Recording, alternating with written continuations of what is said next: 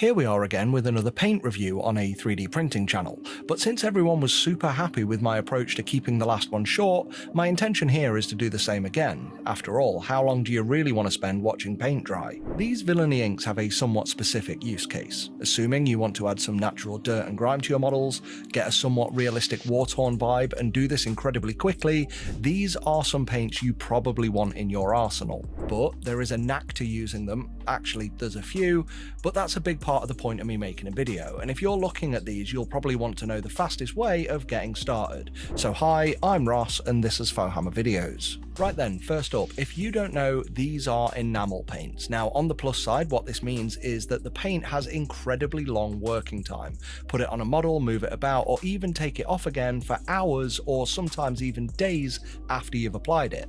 But on the flip side, it does mean you need some more specialist materials to thin them down. You can't use water. Specifically, you need artist-grade mineral spirits. And you should not put natural hair brushes anywhere near these or the thinners because they'll both wreck the strength of your bristles very fast. So yeah, beyond your basic set of acrylic tools and processes, this requires a little something extra. But boy, are they a joy to use, because when you're after this style of result, it makes painting, all miniature painting, incredibly easy. Now you can buy these paints individually, but in the set you get 7 colours: Ichor of the Damned, Goon's Crime, Dystopian Brown, Sector Rust, Coelia Green, whatever, Decay of Death, and Carrion Crimson. But this is basically black, dark brown, light reddish brown, deep bright green, pale green, and crimson, like a gory red. Now if you want the full set, it's 90 quid. Well, actually it's 80 quid when bought as a set from Element Games because they've got a discount. Or you can get the individual 30ml bottles, which are $12.99 each. But it's worth knowing that if you're in the US or somewhere they ship, if you get it from the Grimdark Compendium website, which are the creators of this product, you can also get it as a bundle which includes access to some of their exclusive videos. My set was provided by, well, actually it was refunded by Element Games. I'd already ordered them myself, but they said, if you do us a video, we'll send you them for now. I can't really argue with that since, as I said, I'd ordered them anyway. I fully intended to buy them. Why not take them for free? But review time. So first up, I love the design of these. The bottles they come in look ace and really sell that Grimdark vibe from the off. But these are nothing on the limited edition 250ml bottles they offered as part of the crowdfunding campaign that actually launched all of these. Now I've been after a model that I could use all of these paints on to save time, and I couldn't think of anything better than this Dredge Marine character by Mezgike. And many of you should be able to tell what this model's heavily inspired by. We're all thinking BIOSHOCK, right? But anyway, as a quick aside, if you don't know Mezgike, he's an amazing painter and now sculptor, so I'll chuck you a link to his channel along with this model and more like it down in the description. Also in the description is a link to these paints, so please click that link before buying them, as I'll make a commission on your purchase and it'll cost you nothing. And I like getting paid to show off products, assuming you want to buy the products. If you aren't interested in them, then I guess well done for sticking with me this far in the video. What I don't get money for though is Mezgike's models when you buy them. In fact, I'm still paying for his Patreon even though I've promoted them loads. But despite my assumed arrogant YouTuber privilege, yeah, I'm still suggesting you buy them, they're awesome. Anyway, getting this model ready for these enamels was really simple. I watched some of the free tutorial videos for these products to get an idea of how to apply each one. Again, that video is linked below and I'm showing it on screen now. I literally just primed my model in black and painted the stones with a light grey. Then I went in with a bright red for the capes, and due to the fact that you're going to dirty all of these base layers down, I find it's a good idea to start really bright, and actually that was recommended to me by a guy from Spen's Painting. The guy was Spen of Spen's Painting. Check out Spen's Painting. Real name Spencer. Moving on, I painted the armour with white and the fleshy bits with deck tan. Now I wanted to do them with Rakarth flesh, but I've got no idea where my bottle of Rakarth flesh's gone. Now for speed, I did use an airbrush for this, but you can paint it on. In fact, arguably, the more texture variation you have on your model's surface, the better it's going to work with these washes. And whilst I had some overspray, the first layer of enamels should sort all that out anyway. But I did re-establish some of the red areas just to make them really pop, and I went in with some thin Brycon flesh shade on the fleshy areas before adding some Drushi Violet to deepen them down even further. And again, both of those tips were available from the free tutorial which covers creating flesh tones. And finally, before the enamels, I went in with some silver for the metal areas and Vallejo's liquid metal gold for the gold armor trim. And so far this whole process took me about an hour. Now it's not neat, but it doesn't need to be, and that's the glory of going with a Grimdark style and using these paints. Speaking of, as per the tutorial, I started off with some Goon's Grime all over the model because it's just a fantastic unifier. Thin this down, splosh it on, and it's pretty much done.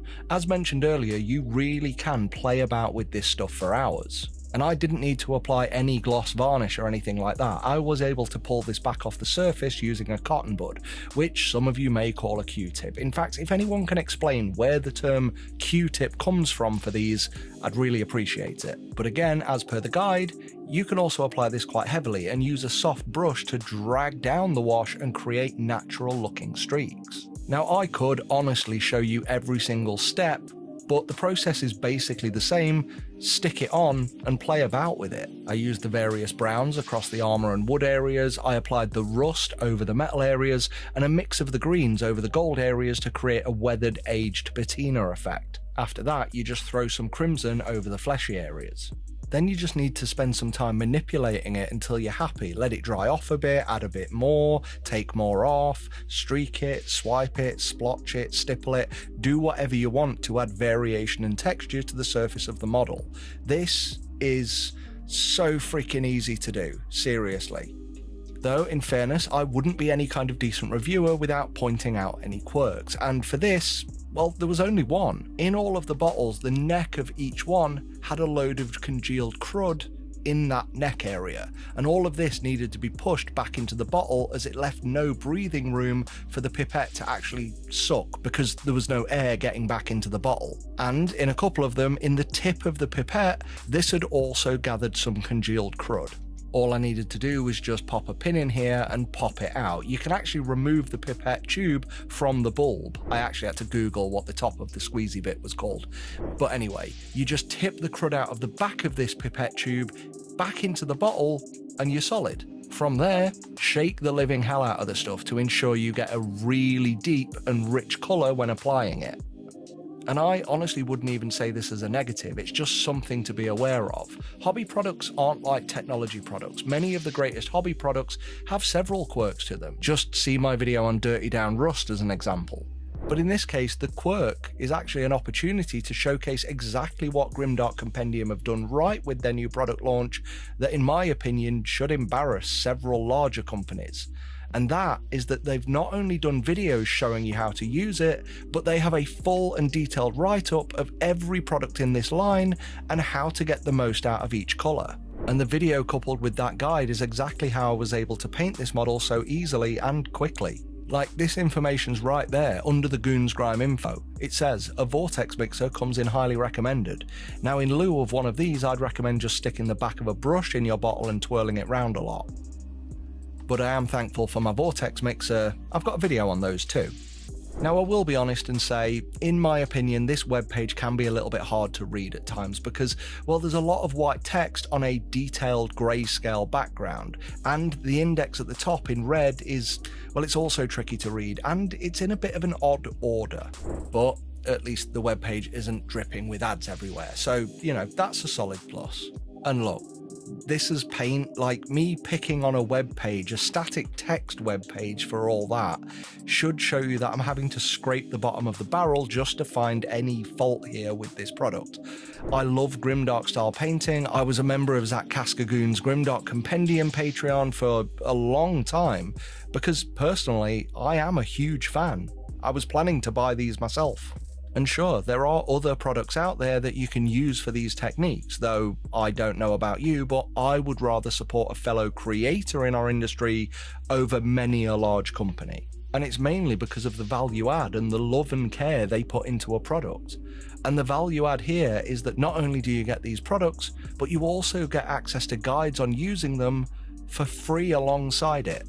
And then, if you really want to push it to the next level, there's a Patreon, a Facebook group, and a Discord server for further steps. But I knocked this model out in just a few hours by following the free guide alone. So I guess, in summary, if you want to paint this way, definitely get these. If you don't want to paint this way, thanks for watching. If you do like this sort of stuff, there are other creators working on content too, and I'll drop links below the video for all of them as a thanks for the inspiration and advice that they've given me. And that includes people like The Painting Coach, Artist Opus, The Painting Phase, and as mentioned earlier, Spends Painting. I want to give a huge thanks to you for watching and to our members who are on screen now. Please consider joining them. They get early access, their names up in lights, Discord roles, and exclusive videos. So until next time, would you kindly buy these paints and use my affiliate links before you do? And if anyone can tell me what inspired part of that quote, let me know down in the comments. I have mentioned it once already in the video. Let me know. See you next time. Fohammer out.